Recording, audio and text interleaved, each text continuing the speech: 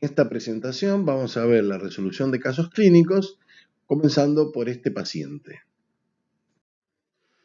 Como ven, se trata de un paciente masculino, donde un motivo de consulta que tiene es patognomónico de la enfermedad arterial, como es la claudicación intermitente, por lo cual ustedes deben saber y conocer bien lo que es claudicación, cómo se manifiesta, la distancia que recorre el paciente, la forma de inicio, la fecha de inicio, todo lo referente a la misma para poder estar seguro que estamos ante una arteriopatía y no ante una pseudoclaudicación.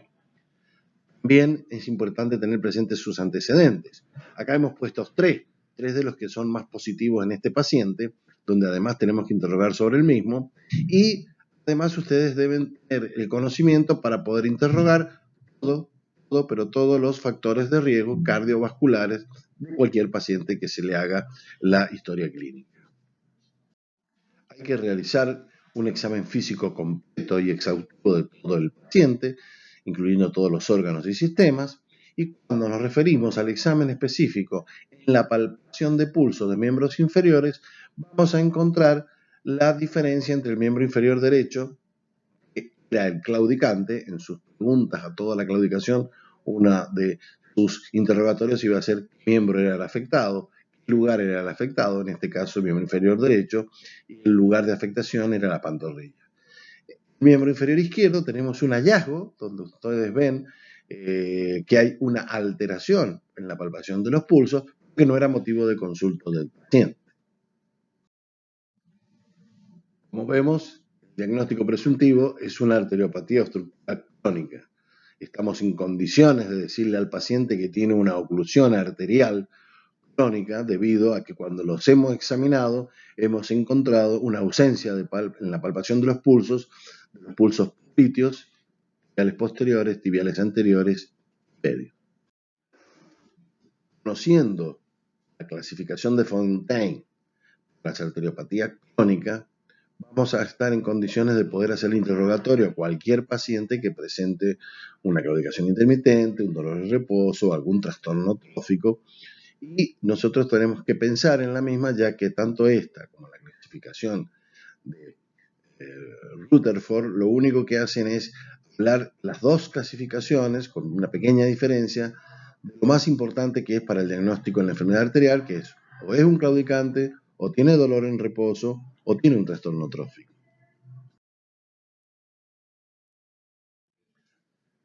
Conociendo el dolor, vamos a hacer los diagnósticos diferenciales con diferentes tipos de patologías, como en un paciente joven que tiene un dolor en la zona gemelar, que es producto de una utilización de un mal calzado, o el dolor osteoarticular generalizado en un paciente mayor que no lo deja deambular, porque bajo ningún concepto es claudicación intermitente. Los dolores musculoesqueléticos que se ven en ciertas personas jóvenes que hacen deporte y que es debido a las inserciones a veces anómalas en el anillo de Hunter, en el anillo del tercer aductor o en el anillo del sóleo, donde se producen ciertas contracciones que comprimen al paquete vascular nervioso y pueden producir dolores. También es importante tener presente esos dolores en la zona lumbar o en la zona glútea alta.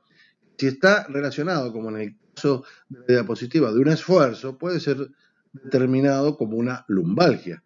En el caso de que sea cuando el paciente deambula, no tiene nada que ver el cuadro de esfuerzo, sino que cuando deambula lo que está es con una claudicación intermitente debido a una oclusión en el eje aortoilíaco.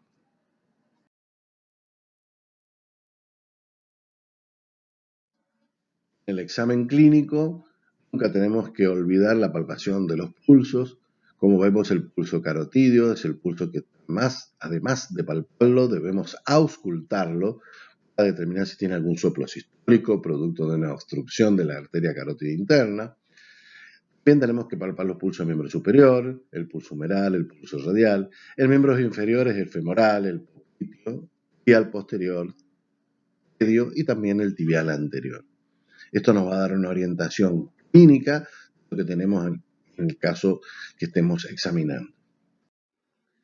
La evaluación de nuestro paciente lleva a decir que es un paciente con una claudicación intermitente, un Fontaine 2A, que se presenta con una ausencia de pulsos popliteo del miembro inferior derecho, distales tibial anterior y tibial posterior también ausentes. Es un paciente que tiene una arteriopatía crónica y potencialmente quirúrgico. A este paciente tenemos que hacer alguna serie de exámenes para lograr su diagnóstico final y su indicación terapéutica.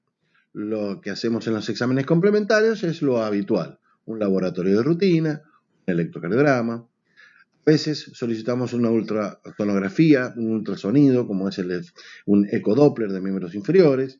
No nos va a permitir tener un mapa para poder hacer una cirugía de revascularización o un procedimiento de revascularización, nos va a orientar bastante sobre el caso clínico. Las arteriografías o angiografías de miembros inferiores es el estudio que también vamos a pedir, donde nosotros ahí sí vamos a tener seguramente todavía como estudio gold estándar del estudio de la patología arterial, un mapa para el cual nos permite decir si al paciente le vamos a poder realizar o una cirugía de revascularización o un procedimiento endovascular.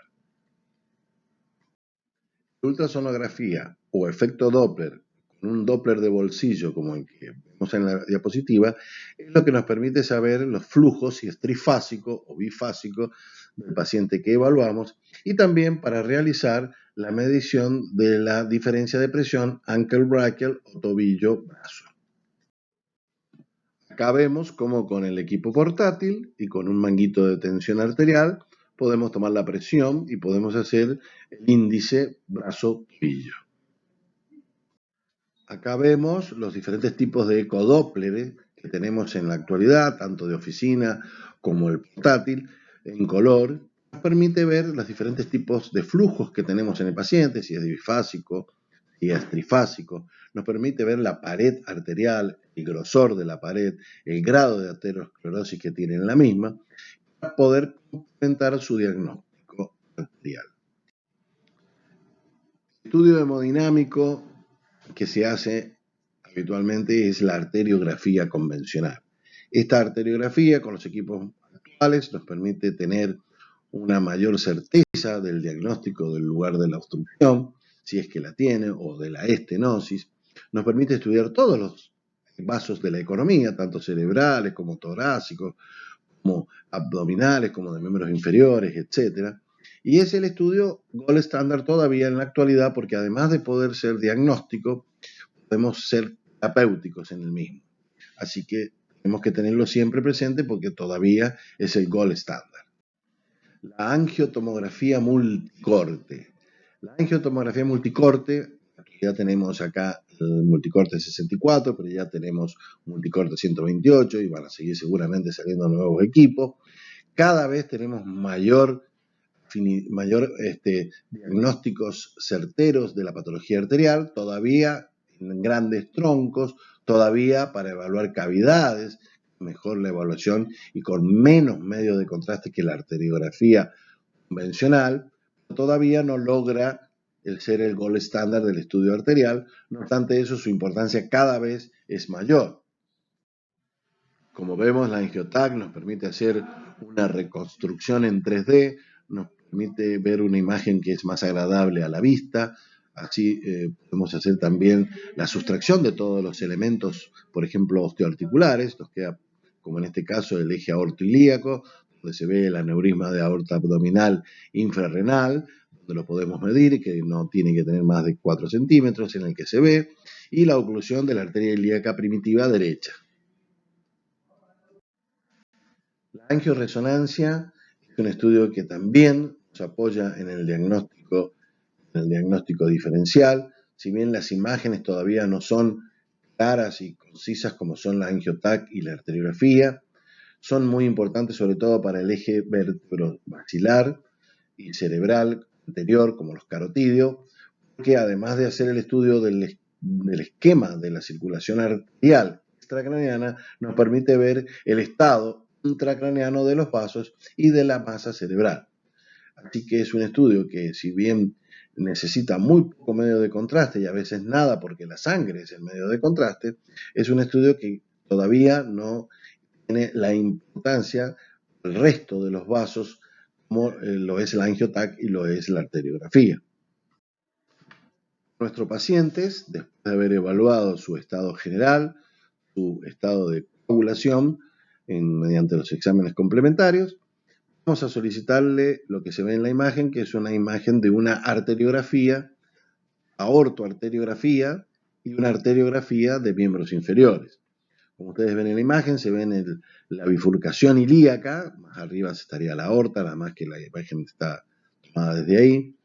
Ustedes ven, se aprecian los dos reemplazos de cadera que tenía el paciente, producto de una necrosis aséptica de la cabeza del fémur, una entidad nosológica que aún no tiene relación con la enfermedad arterial crónica, pero es frecuente que pueda suceder una arteriopatía crónica en estos pacientes. Estas son las imágenes que nosotros vamos a ir viendo. Ahora vamos a continuar el trayecto de la arteriografía hacia los miembros inferiores. Vemos en esta imagen cómo el catéter que entra por la arteria ilíaca izquierda se posiciona en la arteria ilíaca primitiva derecha, y de ahí el medio de contraste nos muestra la arteria ilíaca primitiva, la hipogástrica o arteria ilíaca interna, la ilíaca externa, llegando hacia la zona inguinal, hacia la zona femoral, donde también se ve el reemplazo de la cabeza del fémur. Siguiendo la imagen, vemos la cámara femoral, la arteria femoral común. Hacia la derecha está el reemplazo de cadera. Esta cámara femoral o arteria femoral común da dos ramas de bifurcación, una que es la rama denominada arteria femoral profunda, que es la que se ve en la imagen, la que va y queda pegada al fémur y irriga todo lo que es el muslo. Ahí mismo debería nacer la arteria femoral superficial, o superficial solamente femoral, donde no se ve que la misma esté naciendo. Vemos la arteria femoral profunda como da ramos colaterales hacia abajo, volviendo a la circulación, a reintegrarla al canal normal, que sería la arteria femoral superficial o la poplitea. Siguiendo el recorrido del flujo sanguíneo, que en este caso está dado por el medio de contraste, vemos como a nivel de la arteria poplitea supraarticular, por encima de la articulación del fémur, sí hay una arteria femoral que continúa con una poplitea supraarticular, una poplitea interarticular y una infraarticular.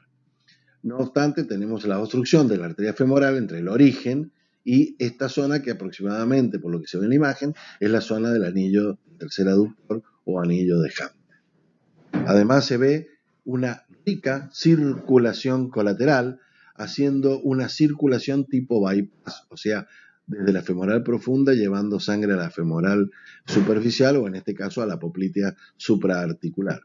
Generalmente cuando la arteriografía es normal se ve el eje vascular y no se ve ningún tipo de circulación extra. Siguiendo, debajo de la rodilla, la poplitea infraarticular termina bifurcándose en tres vasos.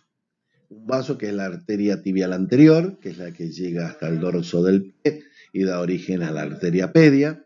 El tronco tibio peroneo, que da origen a la peronea, que va por el medio, y la arteria tibial posterior, que es la que se dirige más interna. En esta imagen vemos cómo nace de la poplitea la tibial anterior, el tronco tibio peroneo, la peronea, pero no hay nacimiento por oclusión en el origen de la arteria tibial posterior. Como conclusión del miembro inferior derecho, tenemos una oclusión de la arteria femoral superficial a nivel del origen y hasta la altura del canal de Hunter, más una oclusión total en el origen de la arteria tibial posterior. Este es el miembro inferior izquierdo. Vemos el reemplazo de cadera, que está hacia la izquierda. Vemos la arteria ilíaca externa, porque el catéter se ha posicionado más bajo. Vemos como el medio de contraste llena la cámara femoral, que se encuentra superpuesta con el cotilo. Pero vemos sí acá el nacimiento de la arteria tibial, de la arteria femoral profunda y de la arteria femoral superficial o arteria femoral. El recorrido de la arteria femoral lo vemos cómo se hace más posterior, que pasando el anillo del tercer aductor, el anillo de Hunter, se transforma en poplitea. Acá se ve en la imagen cómo discurre más hacia la izquierda la arteria femoral y se transforma en arteria poplitea, donde no vemos ningún tipo de obstrucción. Acá vemos la interlínea articular y cómo la arteria poplitea interarticular, se transforma en arteria poplitea infraarticular, y ahí da el origen de la arteria tibial anterior, que se ve como un pequeño callado, el tronco tibio peroneo. Hay una imagen borrosa de medio de contraste que es de la camilla, que no corresponde a la arteriografía. Estas son las dos imágenes que estamos viendo ahora. Siguiendo el trayecto a nivel distal, vemos cómo lo que queda de los vasos son dos solamente, el tibial anterior, el peroneo, y no hay arteria tibial posterior. A nuestro paciente problema, esta oclusión femoral superficial derecha, se le realiza un bypass femoropopliteo con prótesis, un bypass femoropopliteo supraarticular, recuperando pulso popliteo y tibial anterior, no así el tibial posterior porque se encuentra en la misma arteria ocluida. Ahora vamos a ver otras imágenes de otras arteriopatías. Una arteriopatía crónica con dolor en reposo, vemos los miembros inferiores, una ausencia de pelos, no tiene pelos ni siquiera en los dedos del pie, un poco de rubor isquémico, la piel es fina, descamada, vemos cierta turgencia en los dedos, que le hacemos Godet no tiene, porque es debido a la célula que está con el cuadro isquémico y es la que se encuentra edematizada, y con dolor que le obliga al paciente a tener los miembros colgando. Hay dos tipos de patologías en este paciente. Por un lado, las úlceras isquémicas, que se ven en el miembro inferior izquierdo. Por el otro lado, gangrena del alus del miembro inferior izquierdo en otro paciente, donde también se ven los dedos gestionados por este dolor en reposo que tiene el paciente. Dos pacientes distintos, dos trastornos tróficos distintos. Uno más grave que el otro en apariencia, los dos son igualmente graves, porque son trastornos tróficos de un estadio Fontaine avanzado. Como en los casos anteriores, una isquemia severa.